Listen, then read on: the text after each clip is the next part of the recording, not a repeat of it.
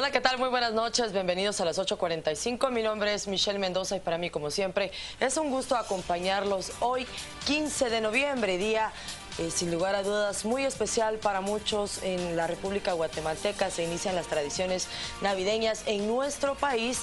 En muchísimos departamentos se encendió el tradicional árbol gallo y a través de las imágenes que ustedes pueden ver a continuación, todo un espectáculo de luces, de fuegos artificiales que dieron por inicio y la pauta para que en Guatemala se viva una Navidad. Distintas calles que fueron iluminadas en las principales avenidas, entre ellas La Reforma, y fueron miles de espectadores los que se dieron cita desde las 5 de la tarde de este día para darle la bienvenida, como lo repetimos, a la Navidad de este 2014. Y bien, después de este preámbulo, ¿qué les parece si conocemos qué es lo que destaca en Guatemala y en el mundo con los titulares? Azúcar de Guatemala presenta los titulares. En noviembre y diciembre aumentan solicitudes de antecedentes penales. Destaca que las personas han sido procesadas por violencia intrafamiliar.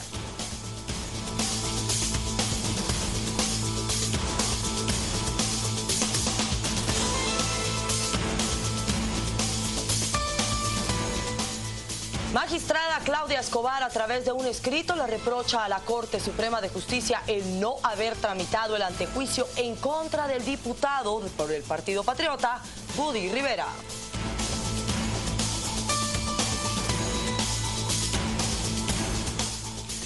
Ministro de Finanzas Públicas, de acuerdo con candados al presupuesto 2015, pero dice que no debe excederse.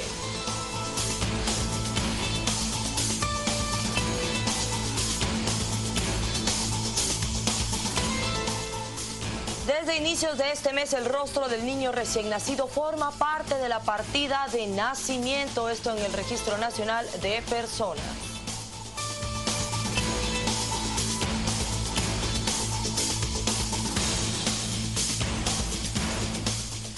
Inicia reunión de las naciones del G20. Esperan que cada país presente propuestas para llegar a la meta de $2 billones. 8 de la noche con 48 minutos. Iniciamos con la información.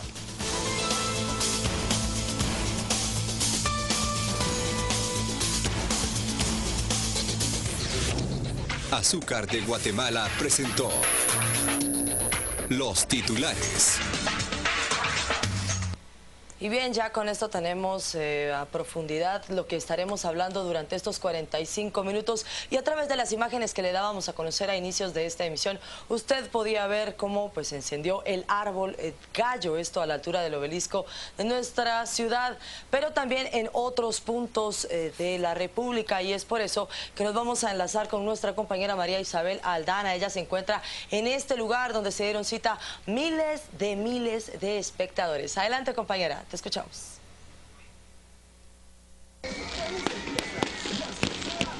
Muy buenas noches, compañeros en Estudios Centrales. Así es como se vive en estos momentos el Festival Árbol Gallo 2014. 34 árboles se encendieron en todo el territorio nacional. Quiero comentarles que el árbol que se encendió acá en el obelisco es de más de 15 metros de altura y cuenta con más de 1 millón de luces LED.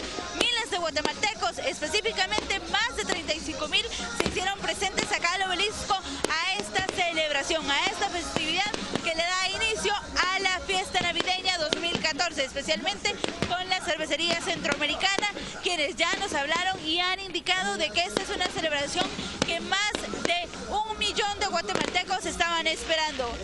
Cientos de personas están ahora acá en el obelisco con esta celebración y aducen de que es una celebración para festejar la Navidad y ya darle pie a esta tradición tan bonita del árbol gallo, ahora 2014. Compañeros, regreso a Estudios Centrales. Muy buenas noches. Muy buena noche para ti también, María Isabel. Seguramente se la están pasando muy bien a esta hora de la noche, así es que ustedes sabrán, la Policía Municipal de Tránsito ha tratado de desviar el tránsito vehicular en algunas zonas y poco a poco pues se irán acoplando a esta situación para que se pueda ver con toda normalidad el tránsito vehicular en toda esta zona, misma que se ve afectada desde esta tarde. Vamos a hablar ahora sobre otra situación.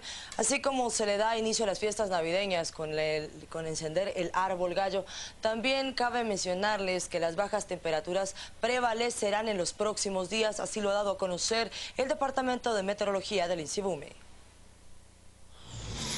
Los fríos continuarán el fin de semana según información que dieron los especialistas. La temperatura podría descender a casi 10 grados centígrados y los vientos a 50 kilómetros por hora. Por el momento la temperatura mínima para la ciudad capital todavía la tenemos un poco más fresca, no tan fría. Estaríamos entre los 12 y 14 grados de temperatura. Sin embargo, para el día lunes y martes podríamos amanecer con una temperatura ya entre 10 y 12 grados. Los expertos añadieron que para el altiplano la siguiente semana la temperatura podría llegar a los 8 grados, por lo cual recomiendan mantener abrigados a personas mayores y niños. 52 minutos pasan de las 8 de la noche, cambiamos completamente de información.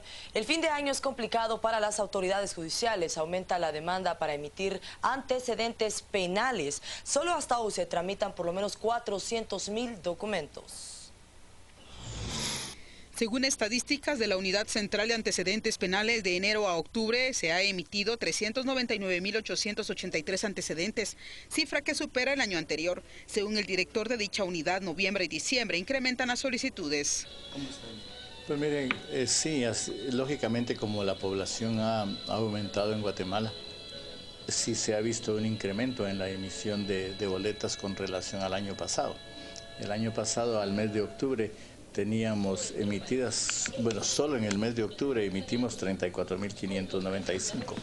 A este momento, a octubre de este año, llevamos emitidas solo en el mes de octubre 36.638.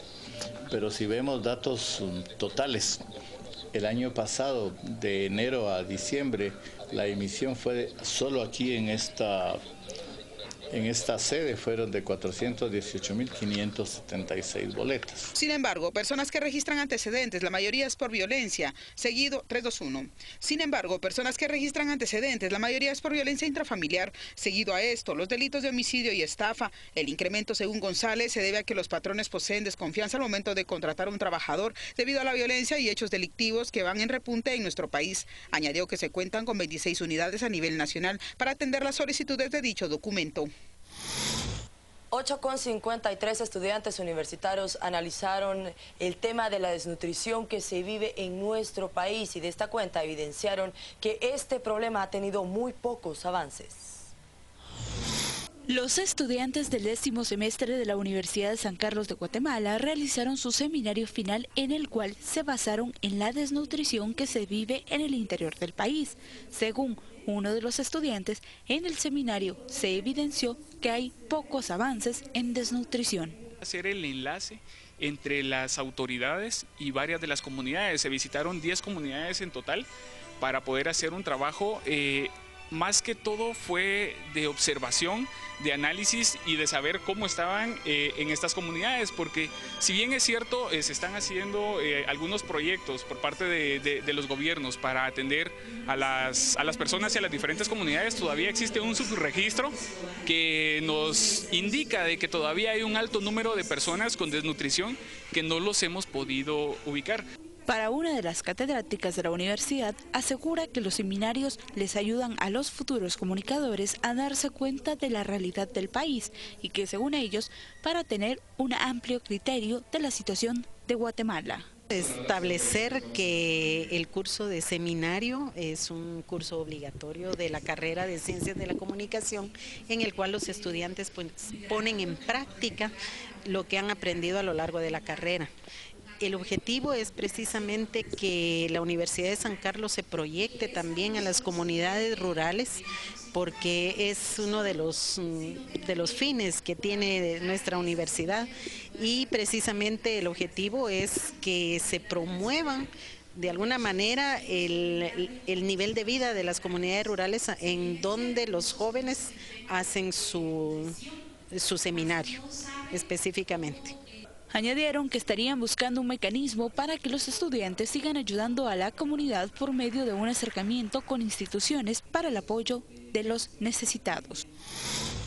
56 minutos pasan de las 8 de la noche. Aunque usted no lo crea, el problema de desnutrición no solo afecta parte del oriente de nuestro país. Sin ir muy lejos, solo en el municipio de San Juan Zacatepeque se han registrado 32 casos de desnutrición severa y estas personas buscan la forma de seguir reduciendo las cifras. Me refiero a las autoridades de este municipio.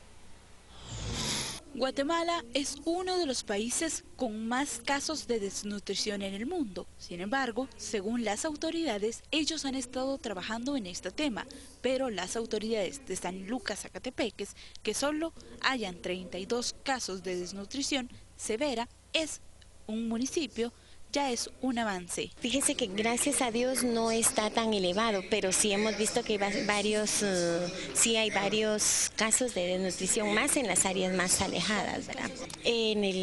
Según el centro de salud tenemos 32 casos de desnutrición así severa en niños, más que todo en niños, ¿verdad? Y en comparación al resto de países centroamericanos, Guatemala es el país que dedica a invertir menos en el sistema de salud. Así lo dio a conocer el Instituto Centroamericano de Estudios Fiscales, ICEFI. El analista del ICEFI realizó un análisis sobre la situación en el sistema de salud pública. A criterio del analista, Guatemala tiene una de las inversiones más bajas a nivel centroamericano, es decir, que 50% de la inversión en salud la realizan los hogares y no el Estado. Guatemala tiene el mismo nivel de inversión en salud que el resto de países. El problema es la arquitectura de financiamiento. Cerca del 50% de la inversión en salud la hacen los hogares y no la hace el Estado. El Ministerio de Salud Pública, de los 7 puntos del Producto Interno Bruto que se destinan a dar a la inversión en salud en general en el país, solamente el 1% está siendo ejecutado a través del Ministerio de Salud Pública. El Instituto Guatemalteco de Seguridad Social tiene una inversión en torno al 1.2, 1.3% del PIB y el resto de las inversiones provienen de los hogares, lo que quiere decir que mucha población que no tiene recursos para sanar o para luchar en contra de las enfermedades va a caer en ellas y no va a poder salir. Pero sumado a la problemática en salud, nuestro país tan solo invierte una cuarta parte del presupuesto en salud, cuando lo recomendable es invertir 6 centavos por cada quetzal recaudado. La inversión pública en salud, Guatemala está invirtiendo entre la tercera y la cuarta parte de lo que invierten la mayoría de países en América Latina y en el mundo en general. Muchas de las investigaciones nos llevan a la conclusión que una inversión pública idónea en salud debe estar en torno al 5-6% del Producto Interno Bruto, lo que quiere decir que de cada quetzal que se produzca, 6 centavos tienen que ir destinados a la salud pública, universal y con calidad.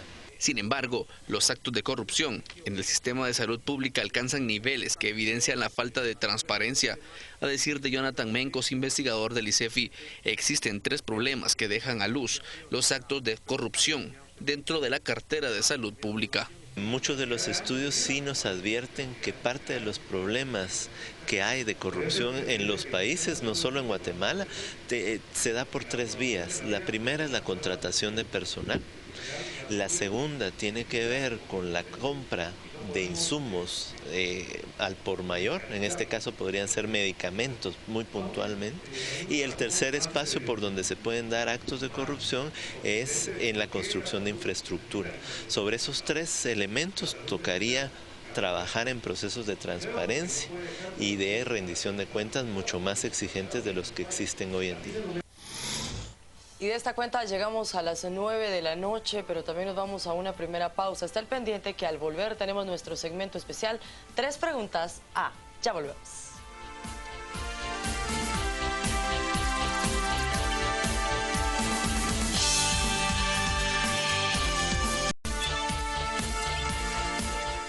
Muchísimas gracias por continuar en sintonía de las 8:45. Tenemos muy buenas noticias que darles a conocer. Se trata de los Juegos Centroamericanos y del Caribe efectuándose en Veracruz, México, algo que dio por iniciado ayer con una gala de inauguración. Pues resulta que Guatemala lleva el puesto número 6 en el medallero. Ahora sí vamos a seguir informándonos. La Embajada de México y el Ministerio de Cultura y Deportes han donado 6,000 libros a la Biblioteca Nacional de Guatemala. Un total de 6,000 libros de diferente índole, entre aspectos culturales, sociales e históricos, fueron entregados esta mañana por parte del Fondo de Cultura de México a la Biblioteca Nacional. Este acervo bibliográfico, que está integrado por más de 6,000 libros, pase a formar parte del fondo de consulta de todos los guatemaltecos en este recinto.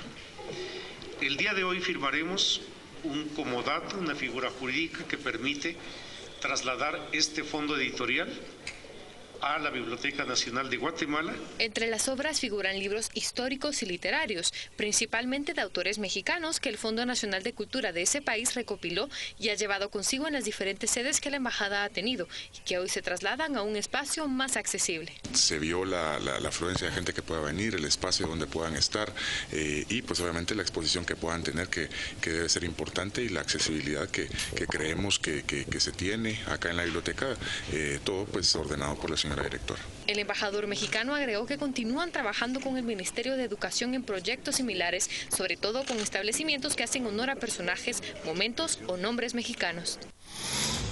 Una de las noticias que acaparó la atención en nuestro país fueron las diversas manifestaciones en distintos puntos de la República. Esto causó impacto.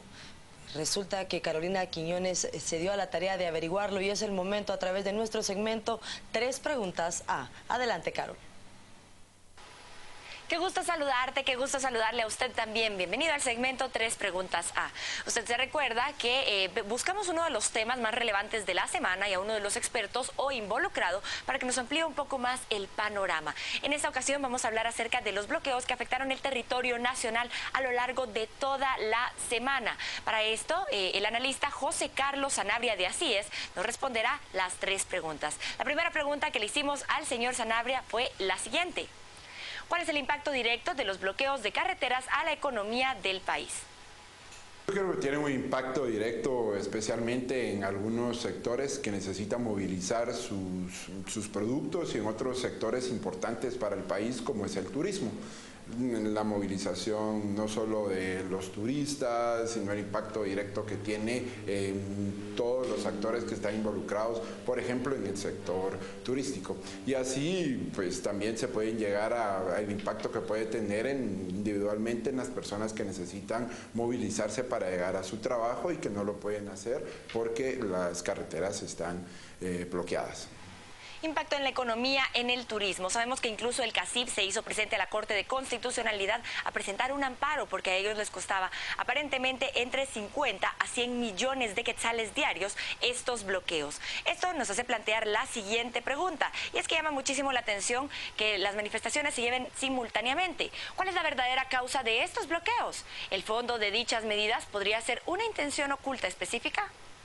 Sí, en algunos casos, pues evidentemente se pueden haber alguna intencionalidad que puede ver desde presionar directamente a organismos del Estado, como puede ser el Congreso de la República, para aprobar determinadas leyes. En este caso, en la agenda está presente no solo el presupuesto general de la Nación del próximo año, sino también los bonos. Entonces, en ese contexto político, en algunos casos se puede llegar a pensar o se puede estar directamente relacionada no solo esas movilizaciones, sino con la intención de presionar políticamente para que se dé esa aprobación. Podría tratarse entonces debido al contexto político que estamos viviendo, de una medida de presión. Esto nos lleva a la tercera y última pregunta al señor José Carlos Sanabria. La pregunta es, según usted, ¿qué medidas deben tomar los inconformes para ser escuchados sin afectar la economía del país y al resto de la población guatemalteca?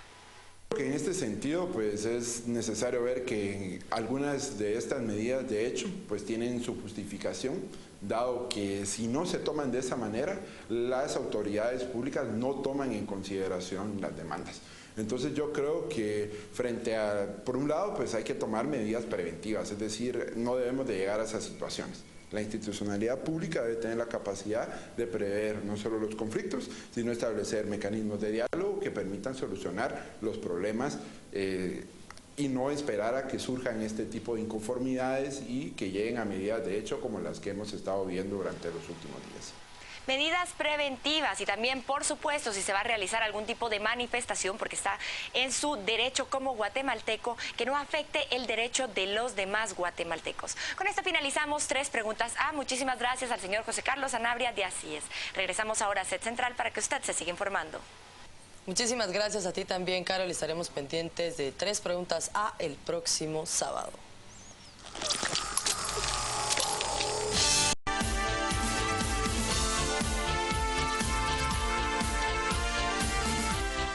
Muchas gracias por continuar en sintonía de Canal Antigua. Seguimos con más información. Hablamos ahora sobre uno de los temas principales de esta semana. Ante el rechazo de la Corte Suprema de Justicia a dar trámite al antejuicio planteado en contra del diputado por el Partido Patriota Gudy Rivera, en un comunicado, la magistrada Claudia Escobar reprochó esta decisión. Según el comunicado, establece que la resolución de la Corte Suprema de Justicia responde a intereses políticos alejados de la justicia. Añade el comunicado, es lamentable que un asunto que es inminentemente jurídico se politice y que algunos magistrados de la Corte Suprema de Justicia se presten a defender los intereses de los políticos en lugar de ser quienes respeten la ley y la hagan cumplir. Escobar se pone a disposición de las autoridades asegurando que no teme de alguna investigación. Por mi parte, estoy dispuesta a renunciar al derecho de antejuicio, ya que no temo haber cometido delito alguno y es importante que se respete el debido proceso. Estoy dispuesta a someterme a cualquier investigación, recalcó el comunicado, que también detalla el proceso legal y el plazo de un respectivo antejuicio. La magistrada arremetió en contra de la Corte Suprema de Justicia, asegurando que es incongruente que se haya dictado una orden de captura contra otros de los implicados porque existen suficientes elementos de convicción que ameritan su detención, mientras que al diputado Rivera, la mayoría de los magistrados de la Corte Suprema de Justicia lo protegen, convirtiéndose en cómplices del denunciado. Con lo anterior se demuestra que no existe independencia judicial y que en su mayoría los magistrados obedecen a los poderes políticos de turno. El comunicado cierra diciendo, se debe diferenciar entre inmunidad e impunidad con 2 situaciones distintas y aunque los funcionarios públicos gozan de inmunidad, no debe el propio órgano de justicia garantizarles la impunidad. 9 de la noche con 18 minutos. Por su parte, la Comisión Internacional contra la Impunidad en Guatemala no se ha pronunciado al respecto. Canal Antigua llamó al jefe de prensa de dicha entidad, Diego Álvarez, pero el número de celular que consigna en los comunicados lanzó al correo de voz. La CICIG promovió el antejuicio con respaldo del Ministerio Público tras recibir constancias por parte de la magistrada Claudia Escobar de chantaje al que fue supuestamente sometida para favorecer a la vicepresidenta de la República, Roxana Valdetti. Hablemos ahora sobre el ministro de Finanzas Públicas, quien considera que los candados que proponen los parlamentarios al presupuesto 2015 ayudan a la transparencia, pero el exceso podría afectar. El ministro de Finanzas asegura que ellos estarían dispuestos a que el organismo legislativo le coloque candados al presupuesto de ingresos y egresos de la nación. Sin embargo, reconoce que si el Congreso lo hace, sería más difícil que el Ejecutivo realice las readecuaciones presupuestarias. Nosotros estaríamos de acuerdo con todos los candados que sean por la transparencia en la ejecución de los recursos, en todos. Sin embargo, estos candados que están orientados a una mejor ejecución del presupuesto no pueden dejar al presupuesto sin capacidad de ejecutarse. O sea, no pueden ser tan amarrados, no puede quedar el Ejecutivo tan amarrado que no se puedan hacer las modificaciones presupuestarias en algunos temas que, dadas las situaciones coyunturales, tienen que hacerse. O sea, las transferencias son mecanismos legales que existen para poder flexibilizar la ejecución del presupuesto. Además, asegura que si el techo presupuestario se reduce a 69.500 millones de quetzales, a las secretarías del Estado se les podría estar reduciendo el presupuesto.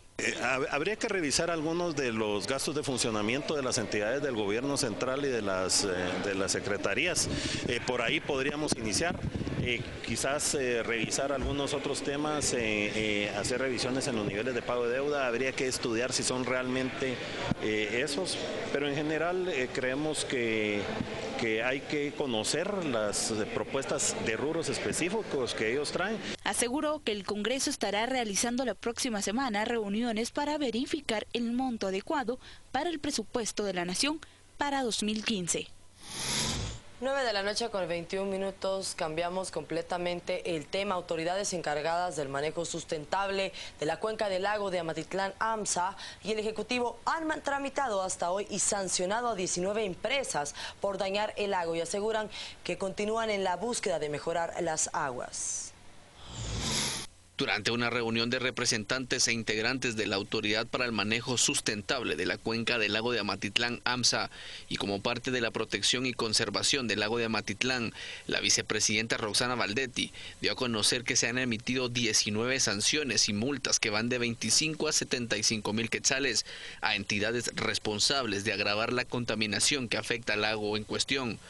Valdetti solicitó apoyo al embajador de la República de China-Taiwán, Adolfo Sun, para la instalación de una planta de tratamiento de sólidos y filtración de agua que unifica el trabajo del resto de las plantas instaladas en los municipios aledaños, además de analizar agilizar la limpieza del lago con el uso de un líquido proveniente de Israel que permitirá purificar al menos 80% de las aguas contaminadas en un periodo de 6 meses. Le estamos solicitando al embajador la ayuda con una planta. Tenemos varias plantas, pero hay una planta muy especial que tiene que ser la planta que unifica al resto de plantas que están al 52% de su trabajo, que es la que hace la última filtración, tanto de líquidos como sólidos, que eso sí nos permitiría de alguna manera ver el avance más importante.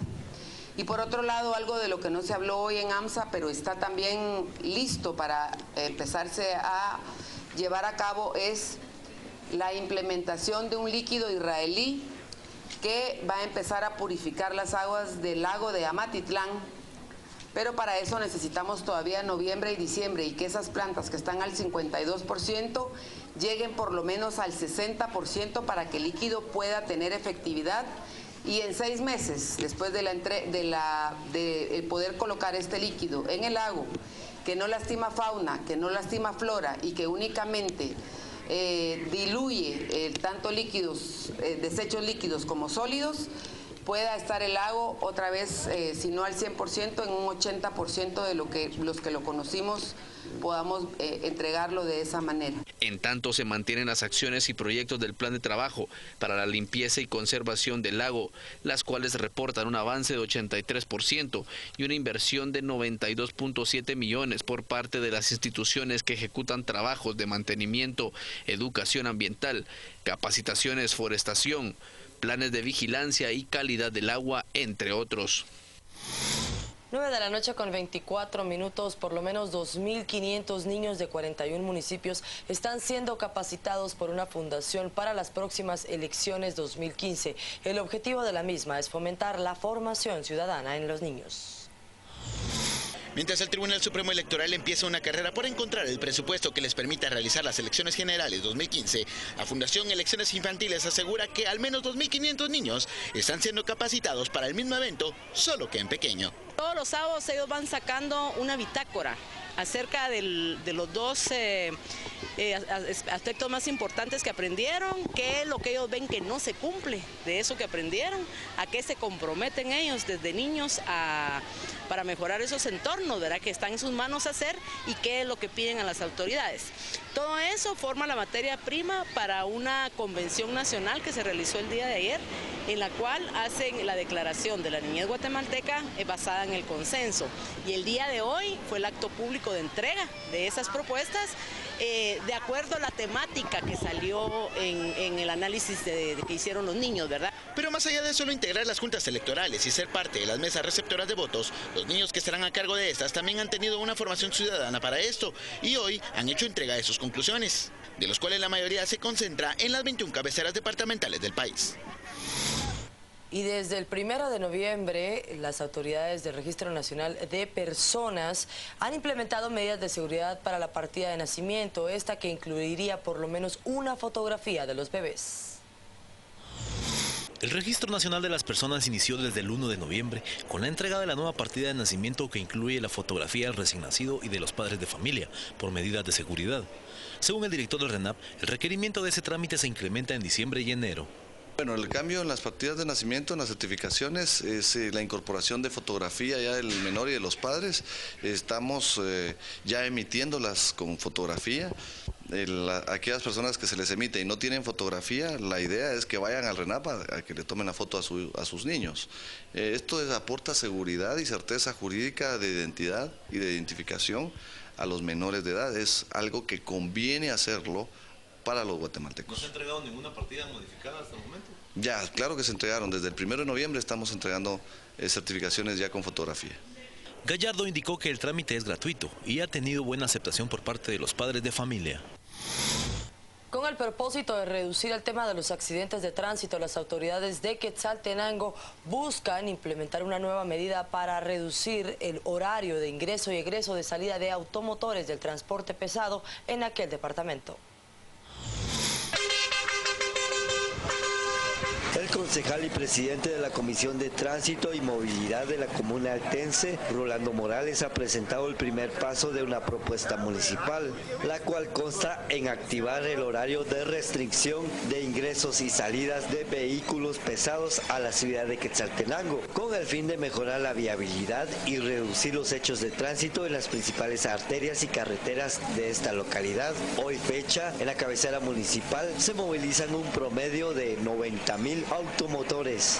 Es por ello que nace esta iniciativa de poder tener un horario de restricción por algunas acciones comerciales que se realizan de carga y descarga de vehículos pesados dentro del territorio de nuestro municipio, a horas que recibe mucha carga vehicular. Tentativamente estamos hablando de una restricción que abarque hasta las 7:30 de la mañana, de 7:30 de la mañana en adelante, pues ya poder utilizar sin ninguna restricción las calles y avenidas de la ciudad de Quetzaltenango, pero también se está evaluando si al mediodía es necesario o no también restringirlo y en horas de la tarde. Esto es un poquito delicado porque recordemos que Quetzaltenango es un lugar altamente comercial, agroindustrial también, y entonces el traslado de mercadería de un lugar a otro es constante durante todos los días de la semana. Por eso tenemos que tener mucho cuidado en poder establecer técnicamente y bien justificado los horarios y las calles y avenidas que deben de ser utilizadas o no. La primera iniciativa ya fue presentada al Honorable Consejo Municipal. Lo que ahora estamos haciendo es un estudio para poder justificar ya en los próximos días la gran necesidad que se tiene de poder tomar estas medidas, ¿verdad?